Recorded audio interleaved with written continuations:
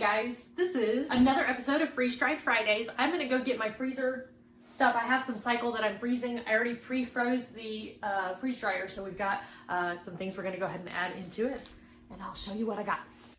All right, this is how I'm going to do the milk. I'm opening up a brand new, it's the Aldi brand. I like the organic kind. This is half of a gallon. And these are the kind we use because they don't expire for a long time. It's November, it's a couple days before Thanksgiving, and this says January 19th. So these last for a really long time. I went ahead and laid my tray down because last time I put it in the freeze dryer and it was tilted, and I only ended up with about half of the tray full of milk. So I'm gonna go ahead and pour this slowly. Oh boy. I'll push it right up to that edge. Okay. That's about all that'll fit on there. Okay, so that's it. And then I'm going to go ahead and shut the lid and freeze it. Hopefully it'll be frozen tonight. Okay, so this is some leftover beef stroganoff that I'm going to make. And this freeze dries really well. I do not want to put the noodles in it because when we rehydrated the one with the noodles on it, the noodles did turn out a little soggy. So this time I'm just doing the sauce. And I'm trying something new. This scooper has come in handy. It's actually an ice cream scooper, and we have multiple sizes, but this scooper came in handy for a couple of other things.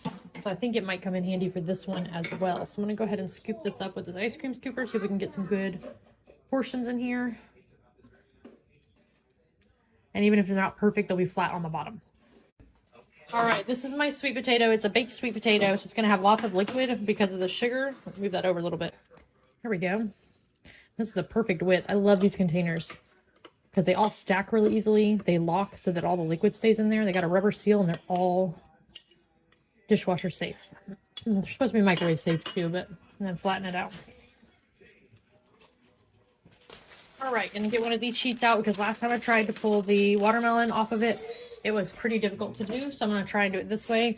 And I'm gonna do a little bit of a cheat here and just dump these along here. Okay, watermelon is safe for dogs, so I guess they're getting that piece. There we go. So we'll put that there, we'll freeze that, and then I'll have some room here for something else. Actually, I've got that something else. Let me bring out these. So I've got these grapes here, and as you can see, some of them are already starting to turn brown and mushy. So I'm going to take those out of there and only do these really delicious ones.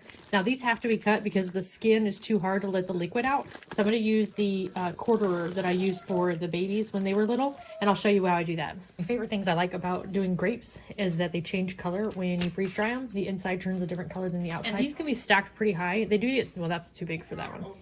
Some of these grapes are ridiculously huge. They do stack pretty high, but they're easy to break apart. So it's okay if they get stacked on top of each other.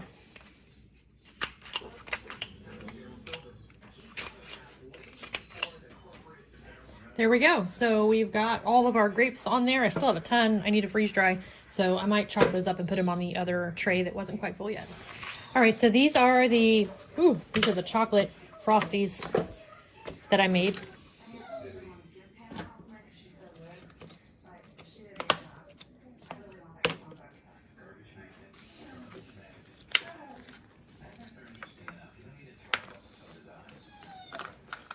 Ooh, gotta be careful. I just broke one of the dinosaurs. I don't think the kids really care. But if you have a kid that likes the dinosaur design, just make sure you put the flat side down. Otherwise, when you go to scrape it, it'll take it off of there. Also, you could do parchment paper underneath of them so you don't just scrape them out. And I should have done that. That'd actually be a good idea. Let me go grab that.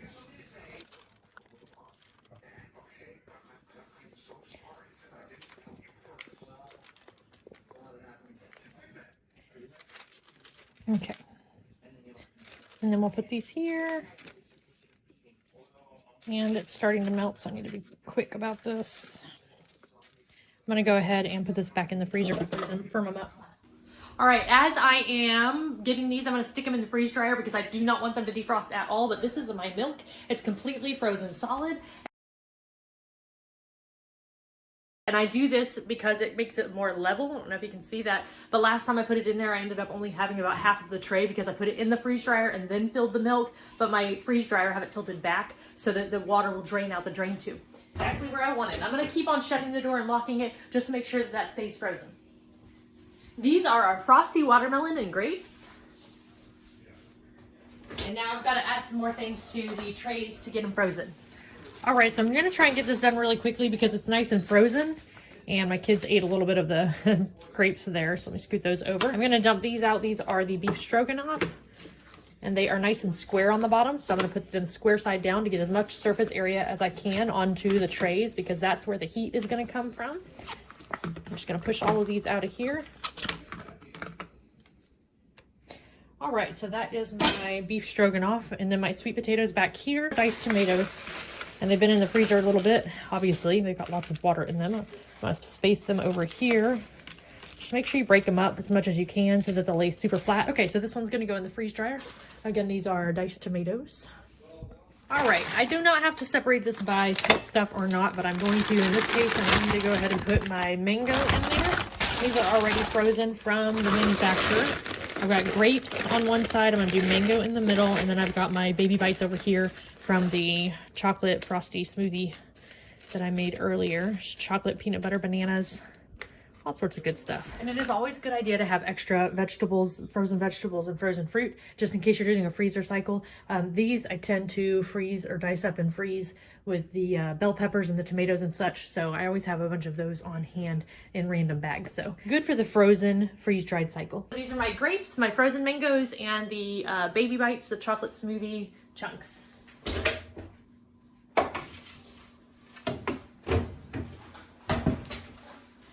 All right, this is the beef stroganoff with no noodles, which will be better for rehydrating. And this is the diced tomatoes and then the sweet potato.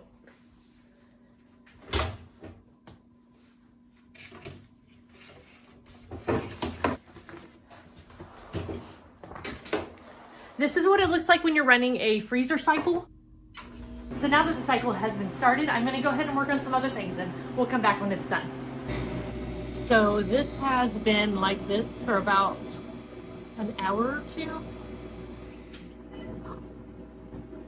Oh, it's finally done. That's what it looks like when it stops. It took 35 hours and 37 minutes. We are going to release the vacuum.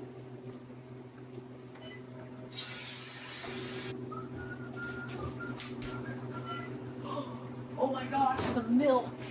Okay, you gotta see this. What? That's the milk. That is crazy. Looks cool. Okay. Probably not very cool, but it's awesome. So that just happened. The milk expanded up to the top.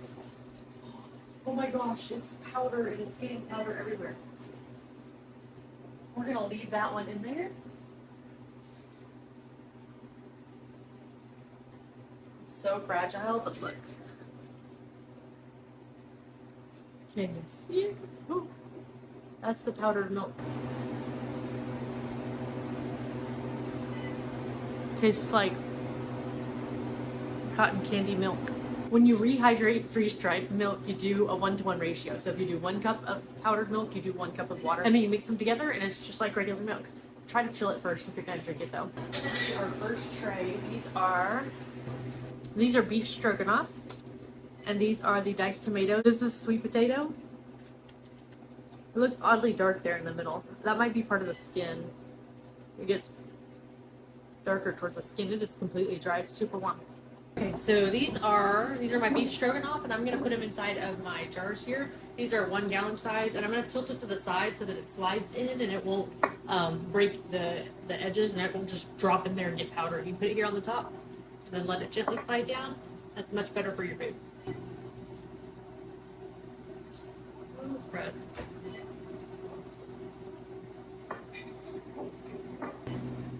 This is, oh, these are the chocolate baby bites. They're the smoothies. They taste like the Wendy's Frosties. I'm actually super excited to try these because I'm hoping it's going to taste like freeze-dried ice cream, and that would be a really great shortcut and a super healthy treat. These are chocolate cocoa powder, peanut butter. I'll put the recipe somewhere in this video.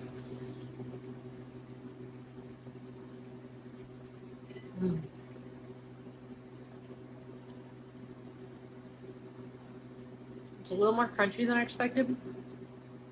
I think if I watered the recipe down a little bit, like added a little bit more milk, which is more pasty, if I added a little more milk, it would add a little bit more air pockets in there, and that might make it a little more fluffy like ice cream is. So I might, but these are tasty. They're pretty good. They're just not, they don't taste like freeze-dried ice cream. and that's kind of the taste I'm going for, but a healthier version of it. So I'm gonna try this and maybe water it down a little bit with some milk and see if I can get them to taste a little bit better, a little bit more like ice cream.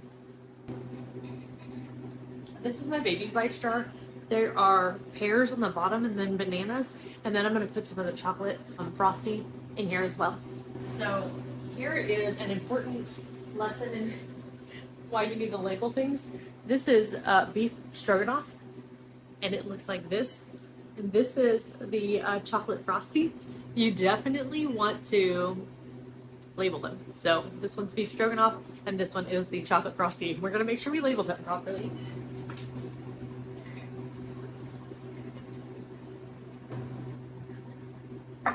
Oh, these are the watermelon and grapes. These would actually make really good like frosties if you just put a bunch of ice cubes in, and then these two, and maybe a little bit of water. That'd be pretty tasty. Now the powdered milk, because I went set it through my freeze dryer. I'm not sure the easiest way to put it in this jar. I've done it before and it was not easy. I got my 2 cutting boards, the flexible ones, and I'm going to dump this milk onto it. So wish me luck. Anyway, I'm going to scrape this whole thing with the spatula after I go back and get it. Just to make sure I get all the powder onto here very gently and softly so we don't have a bunch of it going into the air. I got my spatula, I'm just going to scrape this out. I'm just going slow and steady and try not to go too fast or it's going to pop. And I'm also going at such an angle that it's like flat. Alright, let's see how much I did there. See, and I'm holding it close to the base so that we won't have so much powder kicking up. Okay, so while I'm putting this away, I'm feeling a cold part of the milk. If any of your food ever feels cold, make sure that you put it back on the tray, all of it. So even though I think this part is dry, I think the rest of it is not. So I'm gonna go ahead and put every little last bit, and I can even feel it when I break it. It's like soft and a little bit icy. Let me see if I can get a chunk and show you. You can see, well, I don't know if you can see. See, it's still icy and wet right here. I don't know if you can get a good angle of that. Right here, it's still wet. I'm gonna put it back on there and then powder it. And it doesn't matter if there's pieces of it that are dry. I want the whole thing back in there because I just don't want to risk any piece of this touching and not being done. So what I should have done is actually pushed through some of the foam on the top and felt the bottom pieces of the ice or vice versa, just to make sure that I got all of the pieces on there completely dried before I push the button on my freeze dryer to end the cycle and closest to the bottom. Then I'll squish everything around it.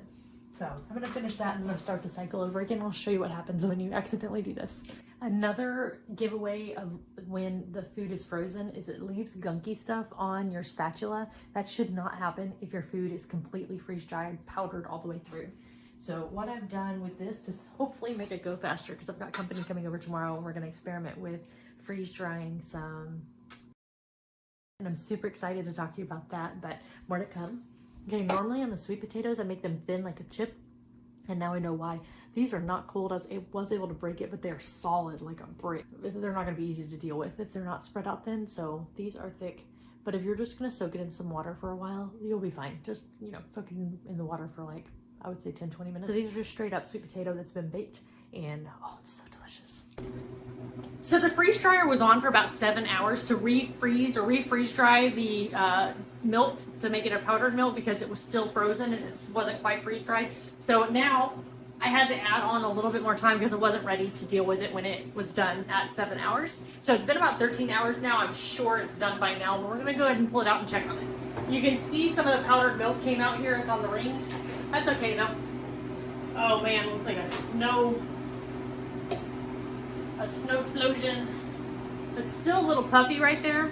I think that happens when it's not frozen all the way through and it's just a little bit liquidy, but it'll still be fine because it's just going to become a fine powder anyway.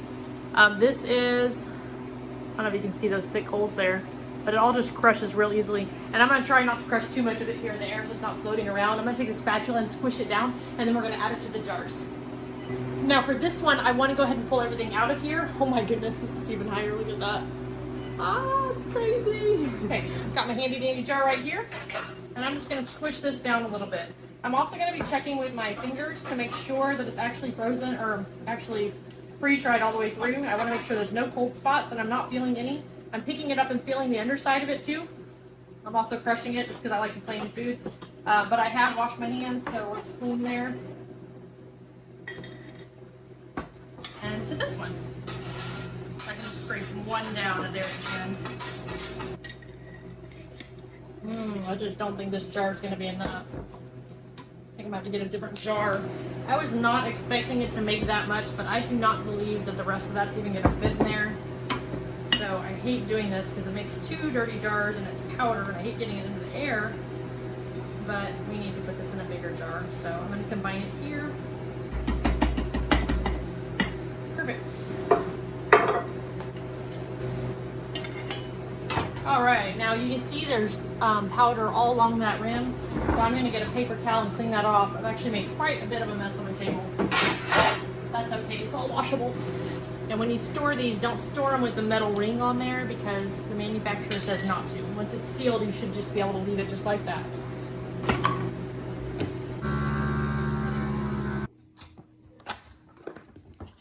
And I test it by picking it up by the metal band, just barely off the bottom. And if it falls, obviously it's not on there good enough. But this one's good. I'm going to put it away. You can see all the powdered milk goodness in there. Good to go. Okay, I wanted to show you, there's the freeze-dried, actually let me open up the door here. This is the freeze-dried milk explosion. You can see there's a bunch right there, just expanded, and I'll show you the edge of that. See, it's going right there. There, coming over the edge. I think there's some down here too.